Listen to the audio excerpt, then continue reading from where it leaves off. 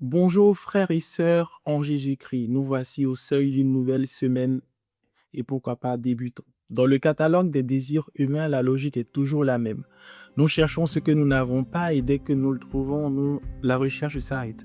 Nous cherchons l'eau pour étancher la soif et une fois désaltéré, le besoin s'éteint.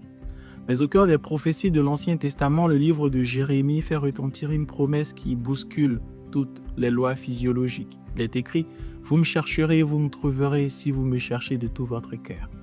Cette promesse nous montre un Dieu disposé à se laisser trouver par l'âme qui soupire. Pourtant, la condition posée de tout votre cœur introduit l'Église dans une expérience unique. Pour cette présente capsule, explorons la beauté de la quête spirituelle et affrontons ce paradoxe vivant, à savoir que dans la marche avec l'Esprit, trouver Dieu n'est pas la fin de la recherche, ce n'est que le commencement de la soif éternelle.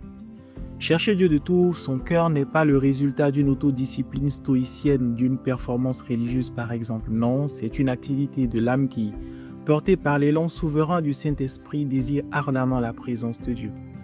L'adoration, la dévotion, la prière matinale ne sont que des formes extérieures de cette trajectoire qui ne s'interrompt jamais. Mais il faut bien comprendre la mécanique de ce mouvement. Le moteur de cette recherche n'est pas notre énergie propre. Si nous essayons de chercher Dieu par nos propres forces, nous finirons épuisés, prisonniers du légalisme. Le moteur, c'est la force motrice du Saint-Esprit. C'est par l'Esprit que nous cherchons l'Esprit. C'est Dieu en nous qui soupire après Dieu au-dessus de nous. Et la beauté de cette dynamique commence véritablement lorsque nous trouvons le Seigneur. Jésus a prononcé cette parole extraordinaire en Jean chapitre 7, verset 38. Il a dit « Celui qui croit en moi, des fleuves d'eau vive couleront de son sein. » Et l'évangéliste prend soin de préciser que Jésus disait cela du Saint-Esprit, que recevraient ceux qui croiraient en lui.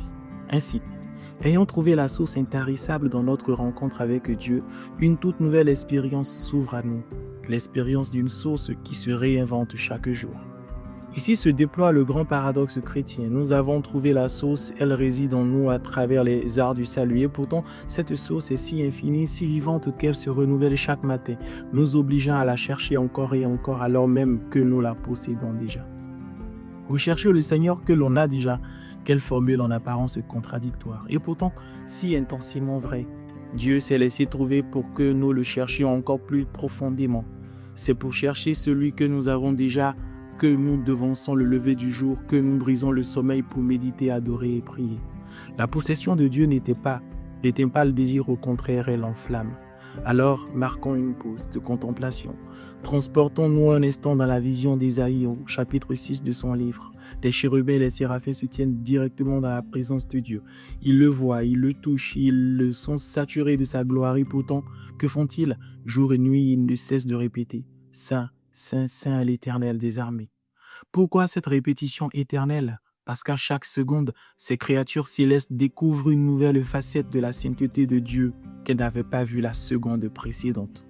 Cette pause de contemplation nous invite à réaliser que Dieu n'est pas un objet statique que l'on range dans une boîte doctrinale pour l'avoir trouvé. Non, il est un océan infini. Ce paradoxe de la source est le remède absolu contre la routine religieuse et la tiédeur que nous dénoncions.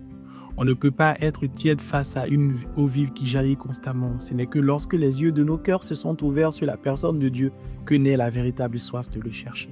L'athée ne cherche pas Dieu. Le tiède pense l'avoir capturé, mais le disciple court sans cesse après sa présence.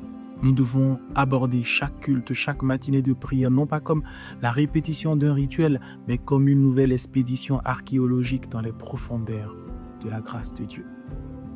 La biographie de notre foi n'est pas une histoire qui se termine par « ils vécurent heureux et eurent beaucoup de certitudes ». Non, pas du tout. Nous ne sommes qu'au début d'une aventure éternelle et passionnante. Dieu a tenu sa parole. Il s'est laissé trouver à la croix, mais il s'est laissé trouver pour que le voyage commence. Courage et force à vous tous, chercheurs de l'éternel, qui poursuivez par l'Esprit le Seigneur que vous avez déjà dans vos cœurs. Ne relâchez jamais la quête, car la source n'a pas de fin. Et nous ne sommes qu'au début de ce voyage éternel. Shalom.